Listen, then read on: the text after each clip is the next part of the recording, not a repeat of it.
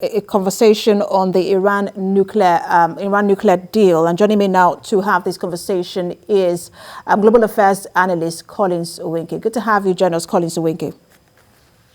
Thank you. Thank you for having me, Precious. All right, so let's look at this recent statement coming from the IAEA that Iran still has questions to answer when it comes to its nuclear uranium enrichment. But Iran keeps saying that it has been cooperating. So what do you make of this recent statement?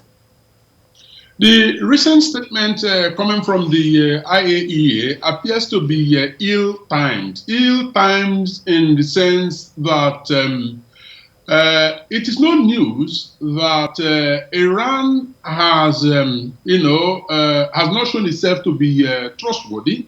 The deal that was made in 2015 by the administration of Barack Obama actually came about as a means of actually putting the past behind and moving forward on a clean slate, so that there will be a win-win for all. So yes, there will be traces of, man-made, nuclear activities in the two major sites.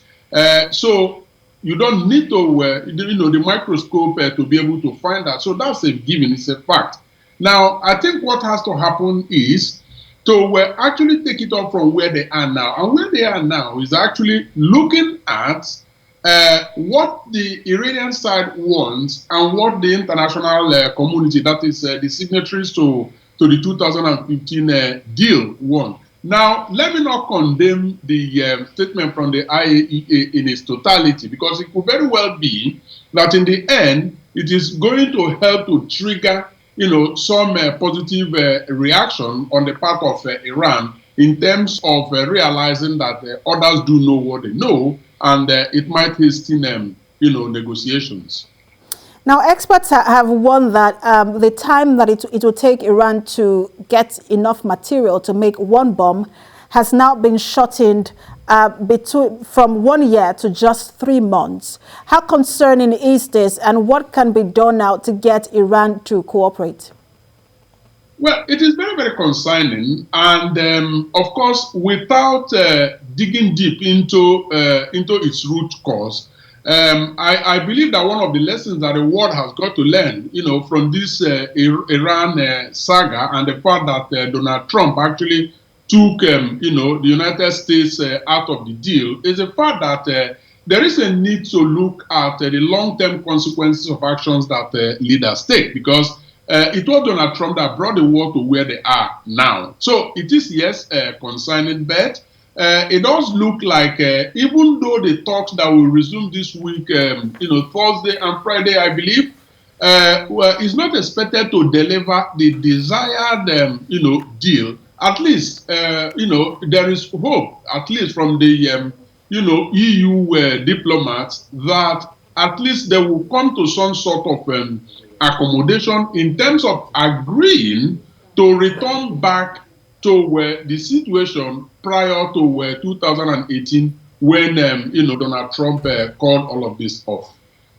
Is there really hope? Because you just said that there is hope, but is there really hope? Because you and I have always expressed concern about the fact that Iran is holding elections and presidential elections, and from the look of things, it might be hardliners who would take the seat of power in that country. That election is now this month on the 18th. And if hardliners take the place of authority in Iran, is there really hope for more negotiations?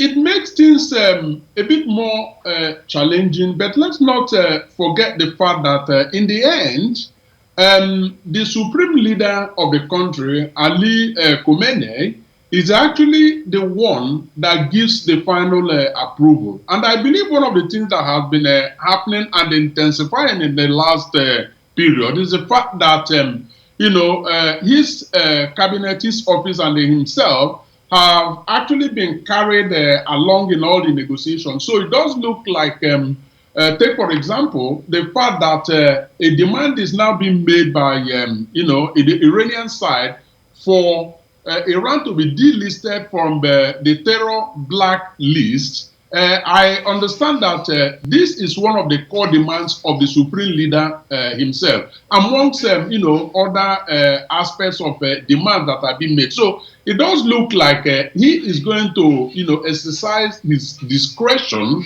to the advantage of Iran, despite the hardliners actually set to win the election of 18th June. So all hope are not lost, even though the challenges remain very, very real. But many people will say that the President Rouhani is more centrist and moderate than the Ayatollah. But let's see how that plays out, especially with elections coming up on June the 18th. You and I have concerns. I mean, it looks like we really do have concerns about Iran nuclear deal, but we'll see how it plays out in the coming days. Thank you so much for always talking to us. Global Affairs Analyst Collins Nweke.